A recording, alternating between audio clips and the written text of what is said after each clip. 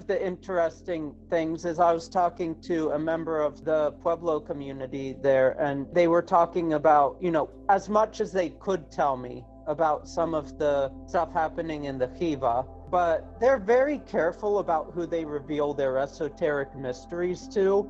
Lawrence was one of them. They actually invited him to engage in some of their secret rituals involving peyote and whatnot, back before that became a thing. But then also Carl Jung came to Taos at one point. He was invited there by D'Angelo.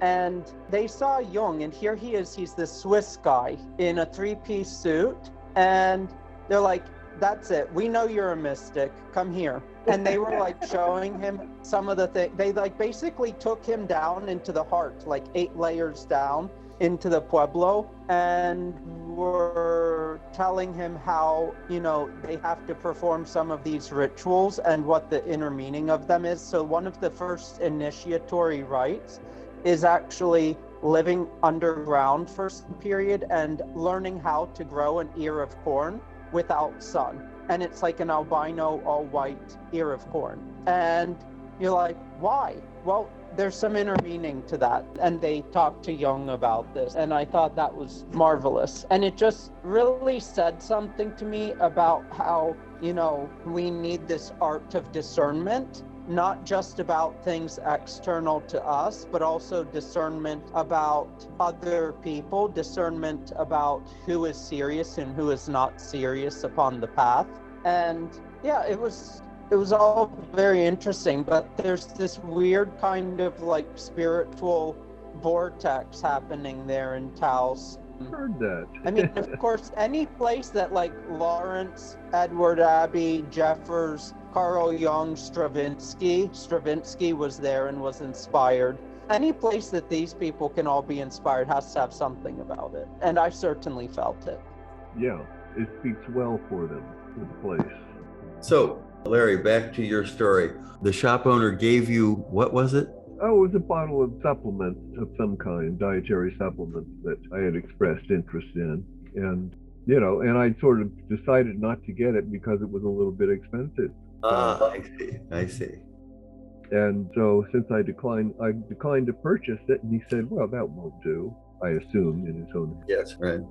And, he gave it to me, and he told me why. He told you because he was rich? Yeah. He didn't say because, I really like you or anything like that. Or because you need this. Yeah, exactly. It wasn't, it was quite simply that he was celebrating that he considered himself rich. Always nice to celebrate. Yes. So I was impressed. I was struck in a similar way to when Gray Henry said she could fax my resume to somebody in Cairo and he could give me a job so I could live there for a while. And, I said that I'm a little uncomfortable about that. He doesn't know me. Right. And, I might or might not be well suited for what he, and she said, no, you don't understand. He can do this and he would love to have an opportunity. And suddenly I realized it was a whole other economy of giving rather than taking. Interesting. There's a lot more joy in giving than there is in taking. There sure is. You don't get familiar with joy unless you're giving, because you don't know how much is available. Right. Until you try to give it away. And then there's also that kind of giving in which you're giving something that you really like. It could be something small or big, but giving it to someone without expecting anything back. Right. And that thing that you yourself really like is another level of giving. Yes. Well, I remember being cautioned that in some countries you should think twice about admiring something too loudly because they'll give it to you. They'll feel obligated to give it to you. And I think Eastern culture is like that too. So if someone visits your home and they like the rug that's on the floor and they're like, oh, this is a really nice rug, then what usually happens is that rug ends up being in their house. Yes, right. Yes, it's on a journey. It just happens to be there for a while. Just like us. I've actually had that happen a few times in my travels to the East. In Morocco, I've had it happen. I would, let's say, just compliment someone on something, and then suddenly it's offered to me and I refuse 3 times, the customary 3 times, but then if it's offered the 4th time, you have to take it, otherwise then yeah, it's really rude. Yeah. And yeah, I mean, very interesting thing. And of course, it's not a universal role, but in a lot of my travels, I found that less a person has, the more generous they tend to be. Yeah. Uh-huh. Actually, there have been studies about that, and that rule does hold. Interesting. I guess it could be because there's no fear of loss as far as the things they possess is concerned, because they know they're not going to take away these things or possessions with them in reality. And so the fear that one normally has with a lot of possessions, a lot of properties, a lot of wealth, a lot of children, isn't necessarily there. Well, the thing is, a lot of times, people who accumulate a lot of wealth, it's because they love the wealth. And, and wealth is kind of a one-dimensional quality, money is. And you're losing what's valuable to you if you're generous. You're giving away what matters to you. So the element of attachment is really important there. But if you, live a more frugal way, there might be a few sentimental things that you're attached to, but, I think you tend to learn to live without that kind of dependency on stuff.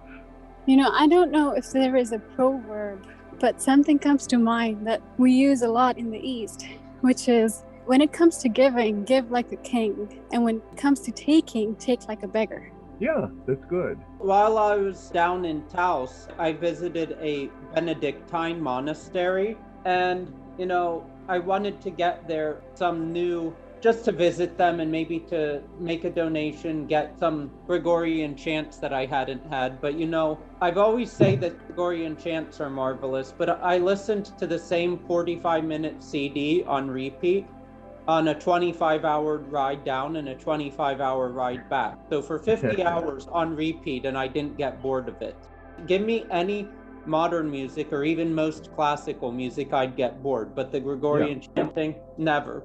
But while I was there, I got this icon, and I think it's relevant to what we're talking about here. It's from Saint Lorenzo, and Saint Lorenzo is one of my favorites because aside from D.H. Lawrence going by Lorenzo, Saint Lorenzo is patron saint of both the poor and the librarians. And Lorenzo distributed all his wealth to the poor, but the Roman prefect demanded that Lorenzo give his wealth to him. So Lorenzo brought all of his money to the poor, saying, "This is the wealth of the church." And the prefect had Lorenzo roasted on a gridiron, and Lorenzo said, "Turn me over. I'm done on this side." Right, yes. I mean, I know that because my name is Lawrence. You're Lawrence. I looked him up. Yeah, it's a pretty unusual symbol to have a saint carry. The gridiron? Yeah. Can you say detachment? That does come to mind, There is no body. Well, at least not permanently.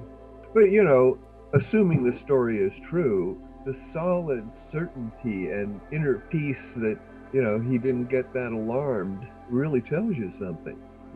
If he really could experience that and sort of make a joke about it, that's really amazing. Yes, and it's somehow rather typical of martyrs, is it not? Well, it's true. They do accept their fate, usually. But yeah, I mean, they're special people to start with. Yes. And I wouldn't say they never cried out in their pain or distress. And I don't know if St. Lawrence did either, but it doesn't matter. No. It doesn't matter. Like Ramana Maharshi, when he was dying, this is a story I heard anyway, that he was, the cancer was well advanced and he was going downhill. And he had a lot of pain. And he either cried out or gasped or something in pain. And one of his followers said, I thought you would be, above that or, and he said, "Oh, I'm not suffering, but the body is having a hard time." Yes, that's right. That's wonderful. And I've heard that of the Maharshi before. That reminds me of some of the other martyrs that have gone to death on the flames. And, in their last gasp, one of them, I think it was either Giordano Bruno or Margaret Perret. Both of them went to death with a smile on their face, but someone was saying, wait, this proves you're wrong. You're screaming. And they said, "No, the body cries out in pain. The soul is crying out in joy." Uh-huh. That's good too. Yes, I did not know that one. Thank you. That's good. Yeah. It should be no surprise that the body who lives in the realm of pain and pleasure would notice. Yes. Well, that brings us to our first question today. That is right. It does? Oh, I see. What is the relation between body, mind, and soul? Got me. There's obviously a relationship, but I'm not sure I know what it is. But I suspect in that vocabulary, I would place soul as most significant. And mind and body, they might be on an equal level, or mind might be above it, or I don't know. Depends on the aspect you're looking at. Well, body and mind are two of the things we oh so often mistake for being ourselves. Yes. Instead of our soul. Right, whatever that is, consider that, the reality. That which, yes, exactly, participates in the divine. So I'm not sure what the relation is between them, but again, the body and the mind are two of the things we tend to mistake for ourselves. They are determinedly separate. Right, and we tend to think that the body contains the mind, contains the soul, or something like that, whereas it necessarily has to be somehow in the other order. Yes, right. But that's sort of the modern empirical view of things. Right. The body contains the mind, and if there's a soul, it contains that. Yes, and that's one of the first things the philosophers and the mystics want to dismiss, this notion of the body being something that it's not. Yeah, well, yeah. And actually, in some of the writings of the Fourth Way, it appears that they're saying that if you haven't, developed or been given a higher consciousness, that, you don't even have a soul, that what is nourished spiritually is the soul. And so, it's an interesting point of view. It has its validity, but that struck me. It's sort of like people want to talk about, the state of their souls as if they had one, that kind of thing. Are we getting at what you intended with this question, Theta Badria? It's a pretty open-ended question, so I was hoping simply for some open-ended answers wherever it would take us. Well, I think we're being pretty open-ended. Theta, would you like to contribute to our openness here? Well, I think we have summed up pretty well. If I was to add anything, it would be just that the body exists to the perception of the mind, and so does the soul. But in reality, they all exist in relation to each other, but not to the one who's whole. Oh, you mean it's not that way for one who is whole? Correct, yes. All right. I didn't parse that right first time. Neither did I. Thank you. Well, I'm not sure I can repeat it for word to word now. No, it doesn't matter. Yeah, We've received it. That's good to know. Just what I would have to say is simply that sometimes we tend to see this disparaging of the body. Oh, the body's not real. The body doesn't exist. Only the spirit's real. Only the spirit exists. And clearly there's some validity to that, but I tend to take maybe a different perspective. I would simply say the body is just as real as anything else, and it should be respected as much as anything else should be, because the body is just the embodiment, the materialization of the spirit. Spirit is the potentiality and the body is the actuality. It's just simply the spirit finding a form within the ever-living eternal flux.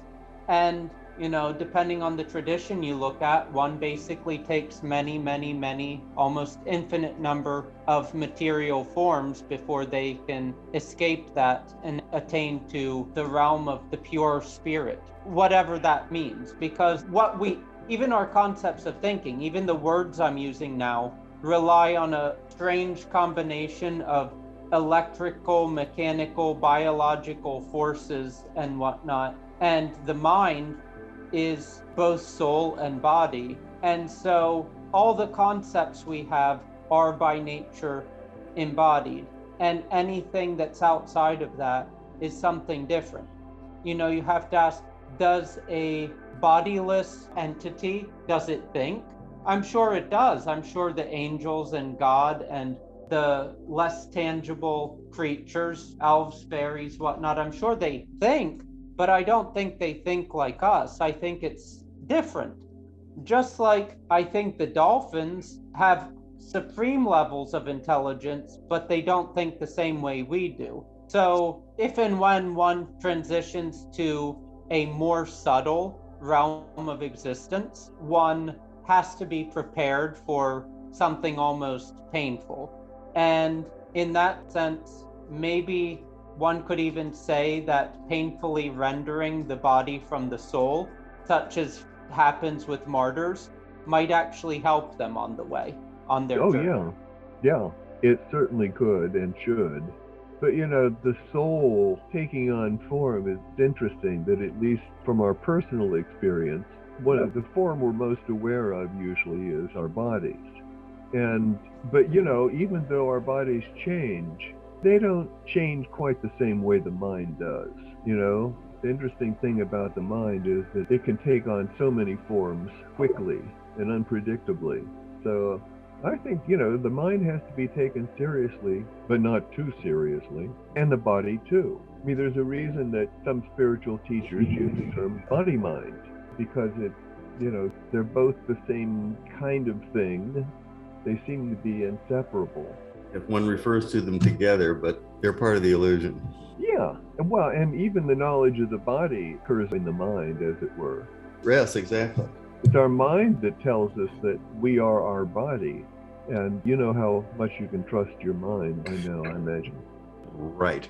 No, and so much of the spiritual life is getting past the illusion that the body is ourselves or that the mind is ourselves. Exactly. Yeah, the mind just tells us who it thinks we are. The mind really just does a lot of interpreting the senses. Well, yes, it does that. But one of the things that I think of in this context is the notion that it is the mind that seems to provide the very concept of self. And there is something that Ramana Maharshi said about, something like the most amazing or incredible thing is that the mind inserts a subject in everything it interprets. So there's a presupposition that there is an I who's having the experience. And that's another good Maharshi thing. You could say the fundamental error is that the mind presupposes the existence of the subject before everything else. So it's, never laughing, it's always, I'm laughing. Where did the I come from? It's an assumption, or presumption, as he would have it. So what about body, mind, and soul? Or maybe I'm done. Yeah, maybe I'm done too. Theta Badria? I said my say. Then you're done too. If God is one and being is one, are we already unified with God, or is that something we need to achieve? Well, of course we're already unified with God. Right. I mean, there's only one. I ask this question because even in a lot of the non-dualist texts, it talks about achieving unity with the divine. Yes, that's true. But it's really realizing it rather than achieving it. But you may have to achieve disabusing yourself of a lot of misunderstanding before you can be aware of it. Yes, as you say, you need to achieve disabusing yourself. Right, exactly. And is that something to be achieved? Well, I suppose, but most of the non-dual literature, at least the direct path literature, doesn't like to talk about doing things in the future or needing to make progress. Right. Instead of be here now. Yes, exactly. One. Yes. I mean, if there's a one, then it's not two. But not two doesn't have to include there's a one. But it kind of implies it. Any more on that one? Not for me. No. I mean, how could we not be unified with God? If you start with that question. Yeah. And it also depends on what unified means. If it implies the two coming together, then it's not quite right. But if it implies that there's no possibility in reality of separation, then that works. And do you say to Badria? I would say one of the miracles of the unity is the reality of multiplicity, the many in the one. Well, that's true. I mean, the one is both absolute and infinite. We have diversity so that we can have infiniteness, infinity. Time is, I don't know who said this, and I'm sure it was probably said as a joke, but it's true too. Time is the way God keeps everything from happening at once. Yes. It allows, a body to be exactly at a certain place and also another body to also be there in a place. And that would be contradictory except for time. So in a way, time is a way of spreading out reality into a multiplicity. So pretty amazing. Yes. Any more on that one? I don't have any more, but there's only a minute and a half left before you have to go, so I'm not sure we'll be able to fully answer the next question. That sounds like a challenge. So what shall we do with our remaining 45 seconds? Well, we could try to answer this question. All right.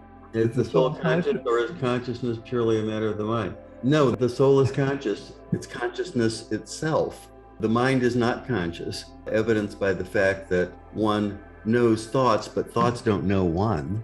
Yes. So no to the purely matter of mind. Yeah. See, that was quick.